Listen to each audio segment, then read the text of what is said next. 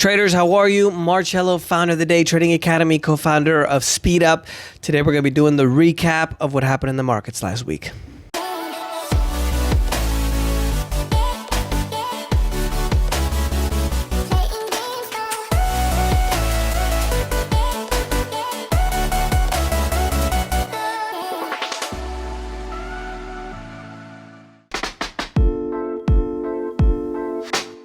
Had a pretty eventful week so far. Dollars crashing, the markets are rising. We had the huge crash in gold and silver. So definitely a lot going on. Don't forget to like the video here on YouTube. If you guys like the content, it helps a lot with the algorithm. So definitely smash that like button. In addition to that, don't forget to subscribe. And if you guys have any questions, I'm going to start pulling the questions again to be able to go ahead and start doing the videos on the Ask Marcello series. So just hashtag Ask Marcello for all the questions. It'll really assist me in ensuring that I can find all the questions easy. Overall for the week, Monday, markets were mixed based on the executive orders by Trump. I always try to remind you guys, I'm never political when I do these videos because I think most of us are tired of politics, am I right? So it doesn't matter if you're left or right, center, black, white, purple. I always just try to tell the facts as it is. Monday was mixed due to the fact that President Trump passed a few executive orders permitting a few extra things in regards to the stimulus without asking for Congress because they were in a stalemate. The Democrats on the left, they want to spend $3 trillion. The Republicans on the right, they want to spend only $1 trillion, and that's why he signed the executive orders to be able to do payroll tax relief, say that 3 times fast, and some other things as well. Tuesday, the markets were lower, hoping for a capital gains cut in addition to the tumbling technology giants erasing their major index early gains. Wednesday, we closed higher. Thursday, we were mixed. Investors were on hold in regards to the political drama in terms of the stimulus, the back and forth. And obviously, it helps if they pass the stimulus. It doesn't in regards to the economy if they don't. Other than that, investors are also worried in regards to corporate earnings. And then on Friday, the market was mixed. And we had a situation with the retail sales figures, which indicated domestic rebound in the U.S. economy, which is going to help in terms of getting hope back up. Because remember, the economy is almost 70% retail. Not retail, consumerism, right? Consumer sales. So you going out and buying a t-shirt or buying something from Amazon or buying something here and there, that's literally almost 70% of the economy. So that's what they want to get going again, because obviously because of the shutdown, almost 70% of the economy was completely closed down, other than places like Amazon, right? Because you can't go out and buy stuff. That includes restaurants and all that kind of stuff. So keep that in mind. Other than that, U.S. stocks for the week were higher.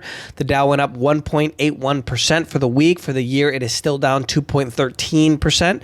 The S&P 500, which is the main markets that most of our traders that we teach on to start, the S&P 500 went up 0.64% for the week, 4.40% for the year so far, positive. And the Nasdaq was up 0.07 for the week, while for the year, it's up an amazing 22.81%. In overseas market news, Tuesday, global stocks were up to a 5.5-month high. Obviously this is in regards to the stimulus in the United States that they hopefully are passed, and obviously we also had a situation where the tensions between the US and China calmed down a little bit, which allowed people to start kind of calming down in regards to if another trade war was going to start between the US and China. European markets are higher. The most positive was Russia at 3.01%. Close behind was Spain and Italy, close to 3% winners as well. In Latin America, the biggest winner was Mexico at 2.48% positive. The biggest negative was the Merval in Argentina, 7.78%. In the Middle East and Africa, we had Saudi Arabia up 2.72%. And in Asia and Australia, the Far East, we had the Philippines at 3.94% positive. Big news in Bitcoin and cryptocurrency news. Bitcoin for the week was up 2.9%. It got to, on Monday, it literally went up by that much on Monday. It got to just over 11,700, hitting over 12,000 for the weekend. and it's the highest that Bitcoin has reached since June of 2019. The monthly return so far at this point has been 30%, 30. For the week, it was only up 0.80% to about 11,760. And there was actually a pretty interesting piece of news in regards to the Federal Reserve Bank of Boston collaborating with researchers at the MIT to build and test a hypothetical digital currency, and it's going to be a multi-year effort. They're going to call it, this is funny, they're going to call it the recession insurance bond, pun intended. And this is oriented to central bank uses, thus creating a monetary tool. And this is what I always told you guys. Bitcoin can still exist, right? As an asset, it can go up and go down. Technically, it can't be a currency, at least not right now, under the classic definition. I know you radical Bitcoin fanatics, it's a religion with you people, so be easy on the comments, be respectful, because you guys always come after me. Oh, Bitcoin is the new Jesus. But at the end of the day, it's still going to exist. It's going to go up, it's going to go down, right? You can put your money in it if you want.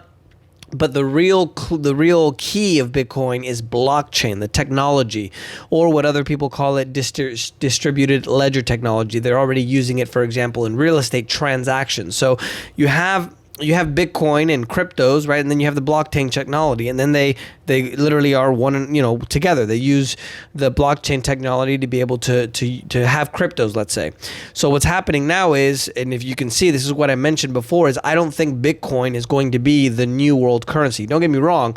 It's a beautiful idea. I would love money to be decentralized where the government can't get their hands on it. I would love that, but I just don't think it's possible because those are in power are not going to allow it. That's how they keep controlling the system. So now central banks notice with I mentioned this to you before. Notice how they're not using Bitcoin. They're not using Ethereum or Ripple. They're going to create their own digital currency based on the blockchain technology, and then that's probably going to be the government coin or the future of money, for example. Let's say. Keep that in mind because I think this is fascinating because you can see where the world is going, so to speak. Other than that, it would be able to draw on some of the advances in digital payments, which would then allow money to be wired instantly to Americans.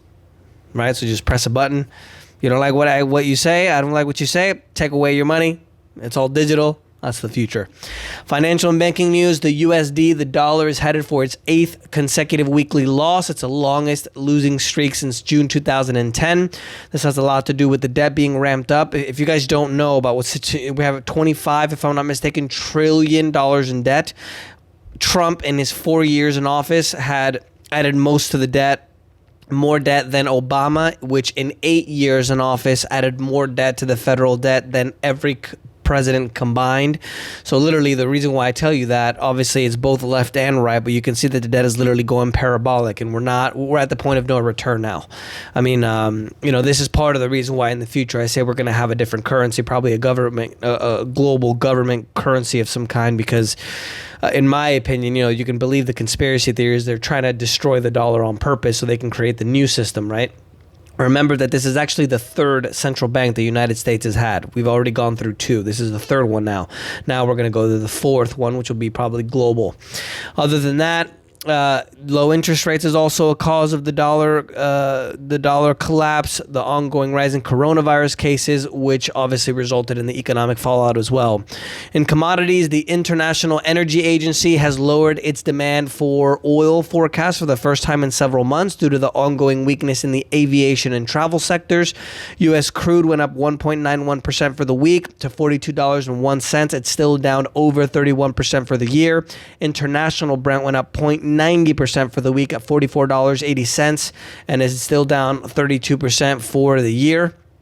Tuesday, precious metals plunged.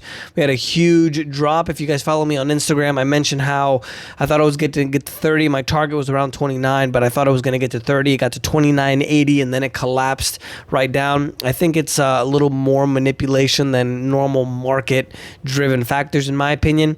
Gold suffered its largest fall in 7 years. It went down $5.81, 5.81%. to $1,911. Silver went down 15.02%, and then went down to 24.86. Silver had its largest drop since the 2008 financial crisis. Precious metals for the week: gold.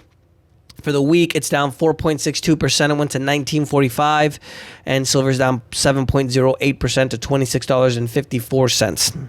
In political news, Belarus's General Election Commission is saying that preliminary election results are saying that he won by a landslide. Over 80% of the tolls or of the registries, let's say, of the votes are now in.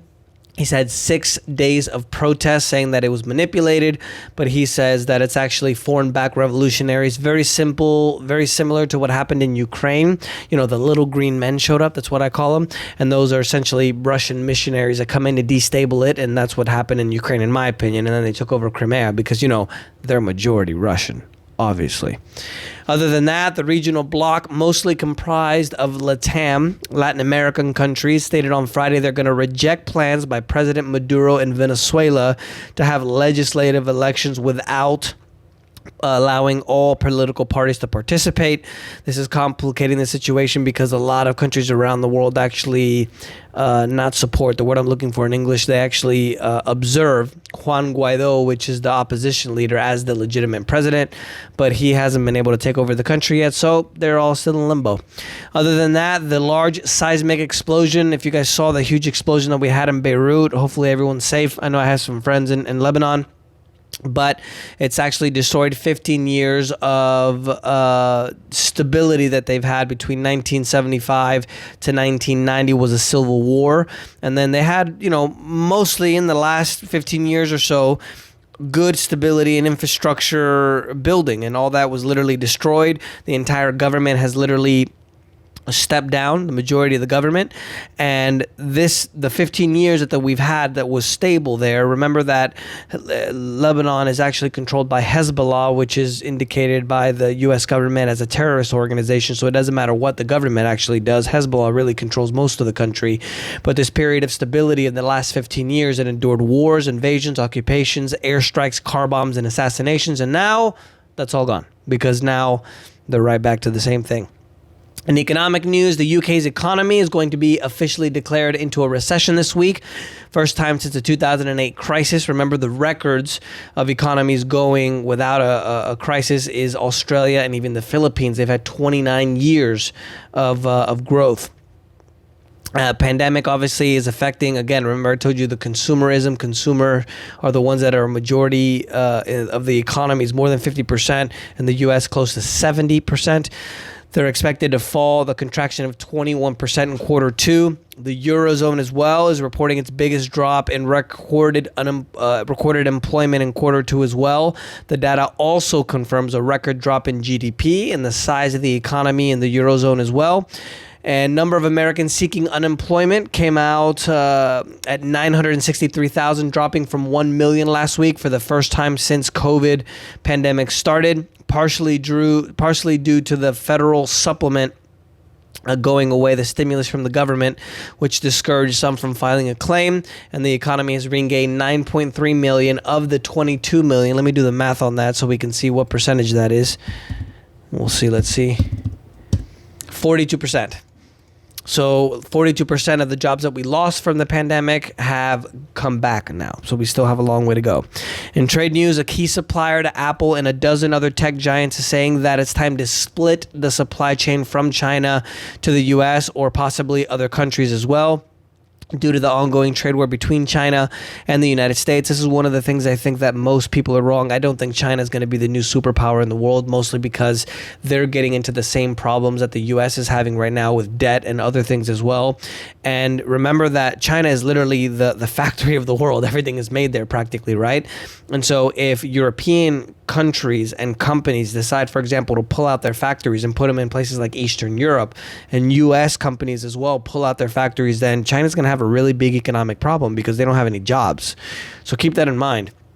And this is exacerbating now with the situation in COVID. I think this was the last straw on the back in regards to China, where now people are seeing that maybe they can't be trusted. And you guys can remember in regards to the coronavirus, they closed the flights from Wuhan to the rest of the country. They didn't allow people to fly from Wuhan to other places in China, but they could fly internationally. It's like they did it intentionally. They basically said to themselves, well, if we're going down, we're going to take everybody down with us. And I think people are starting to realize that. The Bureau of Indian Standards has in recent weeks delayed approvals for mobile phone components and televisions that are coming from China, in addition to investments as well. They're slowing to approve, if they even do approve at all, any situation after the military crash that they had. There's a dispute, if you guys don't know, in a border area between China and India. And obviously they have a lot of more scrutiny in regards to imports, and also a lot of groups in India, nationalist groups, boycotting products from China as well. So you see, India is the second biggest population in the world, one of the largest economies in the world, and now they're going to be literally cut off from China. You see, so it's not only the US and Europe, it's literally everybody starting to come in tow now. Local governments are also warning consumers in the Chinese city of Shenzhen to exercise caution as they found the coronavirus samples on chicken wings that were from Brazil. This I don't think is realistic or even possible. I think it's more political, because remember, when you do cook chicken, you clean it, you wash it, and then you cook it. And not a lot of bacteria can survive in, the kind of heat that we cook chicken in. So I think this is mostly political. In technology, scientists have identified a chemical compound related to locusts causing them to swarm, which is opening a new possibility for a new way to prevent the insects from devouring crops, as they're vital for humans, as they've been attacking our crops for thousands of years. And obviously we need the crops. We don't need them to completely eviscerate all of the food that we grow.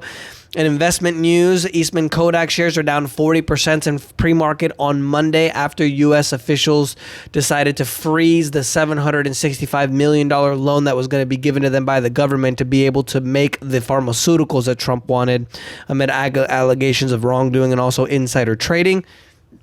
Leading U.S. small mall owner Simon Property Group the stock went up by 6.5% after there was a business report. They reported that they're in negotiations with Amazon to house the fulfillment centers in a lot of the malls across America, mainly in JCPenney and Sears stores that are now obviously not doing very well because of the coronavirus. They were already doing bad before.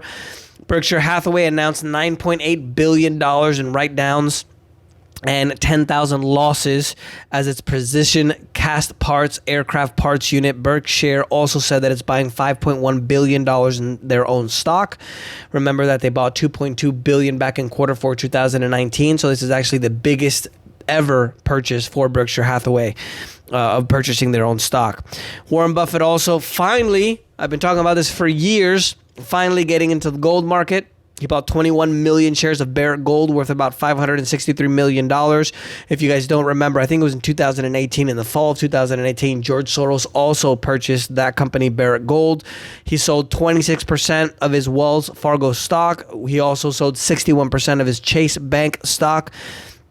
And remember, I've mentioned this before in the videos, I personally don't believe that Warren Buffett is making very good decisions anymore. I think he's,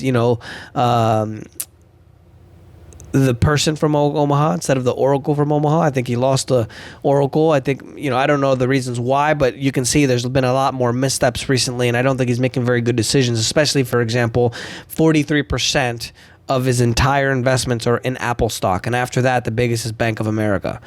I don't think either Apple or Bank of America right now present good opportunity for growth. They still might make money, especially Apple, for example, but I just don't think there's better investments, in my opinion. And you should have bought stocks in gold and things like that years ago when gold was at 1,100. But if you remember, Warren Buffett has always said that he doesn't like gold, and now he's purchasing stocks in a gold miner, which tells both of us, both you and I, that he sees the writing on the wall as well. The economy in the U.S. is not doing well, and he sees what's coming in the future as well. So stock up on the gold and silver.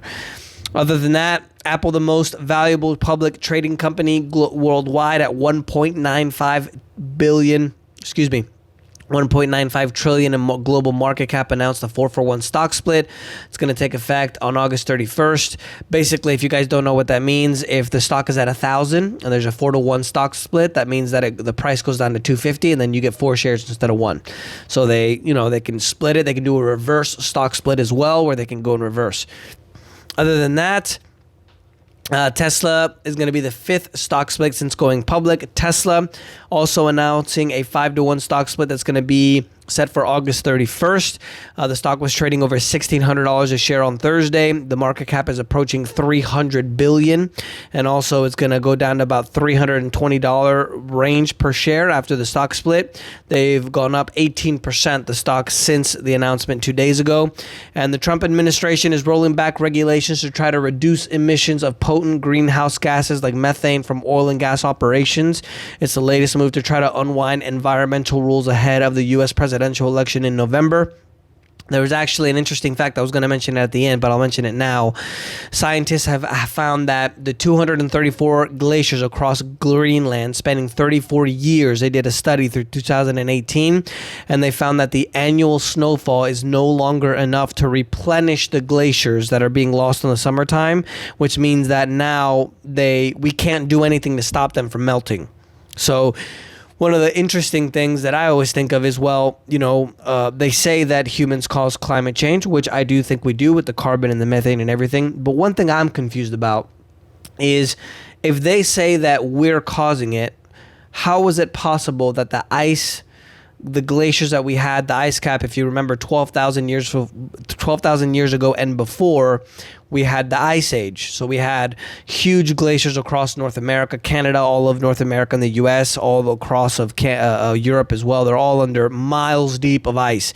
How is it possible that all that melted if there was no carbon, or humans using gas and oil? We've only been using it for 200 years. So it's gone from frozen ice age all the way to the point that we have now. And in that entire time, let's say 12,000 years to now is 14,000 years, we've only been using carbon, climate warming supposedly, for only 200 years. So how, you see? So maybe something to look up. I don't want to start a huge debate about global warming there in the comments, but something to think about, because it's true. Of the 14,000 years that we've had of the Earth warming, we've only had 200, less actually than that we've actually used gas and carbon and coal and all this stuff that they say is actually we're causing the global warming. So how did the Earth warm then? You see what I mean? Interesting to think about. Anyway, Putin claimed that Russia has found the first vaccine for the coronavirus. A lot of people are actually skeptical that they were able to do it. He said that his daughter took the vaccine, in addition to President Duterte from the Philippines saying that he would take it himself as well. In a major coup for the U.S. foreign policy, Israel and the UAE, the United Arab Emirates, where Dubai is, are announcing that they're having a full normalization of relations after the two countries look to make an agreement under Trump's plan. It moves to reshape the Middle East politics, including the containment of Iran. And the one thing that Israel's going to give up is to stop the annexation of the territory in the West Bank. Other than that, in the world, we have 5.25 million coronavirus cases, 167,000 deaths worldwide. I think I said worldwide. That was numbers in the U.S. The worldwide numbers are 20.6 million cases, 749,000 deaths. And all the testing globally, the number of cases continue to rise. Remember that in the U.S., the number of heart attacks and people that are dying from the flu, for example, have actually gone down. There's even people that are dying of motorcycle accidents and things like diabetes that they're counting under COVID. So those numbers are actually a lot better than we think. The U.S. is extending the ban on non-essential travel between the borders with Canada and Mexico due to the spike that we've had in the situation with the cases in the coronavirus in some states. And Kiribati, which is a country located in the South Pacific, so to the right of Australia, down from China, they're saying that they're going to raise islands even further above sea level to be able to secure the nation's future. They're allowing China to help as well, although they're saying that they're not going to be taking any loans, but they are going to try to save the country and the islands that they sit on, because as I just mentioned, Greenland, we can't go back. It's over. The sea is going to rise, and we got to deal with it. Other than that, Iranian forces boarded and held a small tanker in international waters for 5 hours, reminding the world once again the instability and the destabilizing of the entire region in the Middle East and the Persian Gulf. And other than that, the U.S. lost a bid on Friday to extend UN arms embargo on Iran due to a veto by the Security Council of Russia and China. Putin proposed a summit of world leaders to avoid the confrontation over a U.S. threat that may trigger a return to all UN sanctions on Iran, and also a weapons ban, which is due to expire in October under a 2015 nuclear deal between Iran and world powers. Not bueno. And other than that, my dear Colombia, unfortunately, has one of the highest per capita mortality rates for the coronavirus.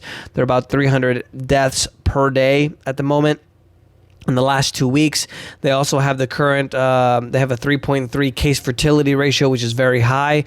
People, the lockdown right now in Colombia, they're not even allowing people to leave their homes. You can only leave 1 day a week, and you have to have special permission if you even are, not able to leave, or if you want to leave outside of that 1 day. And on the weekends, you can't go out at all. It's completely shut down. So, not the best place to be right now. And the smallest among world rhinos, the Sumatran species, declared extinct in the wild in Malaysia in 2015. They are just 80 remaining in Indonesia as well, and they're hoping to use an experimental stem cell technique to be able to bring back the Malaysian variant on their lands. Researchers at the University of Southampton announced 4 bodies were found on a beach of Isle of Wight off the English coast, the south coast, which is a new species of dinosaur, which is included in the group of Tyrannosaurus rex, which is interesting. I'm not even going to try to say the name. It lived about 115 million years ago. And Ceres, Ceres, which is the largest object in the asteroid belt between Mars and Jupiter, according to scientists, is an ocean world with a big reservoir of salty water under its frigid surface, thus raising interest in the very small planet as a possible outpost for life in the solar system. That's the news for this week, guys. Let me know if you guys have any questions. Don't forget to subscribe, leave your like here on the video, and we'll see you next week.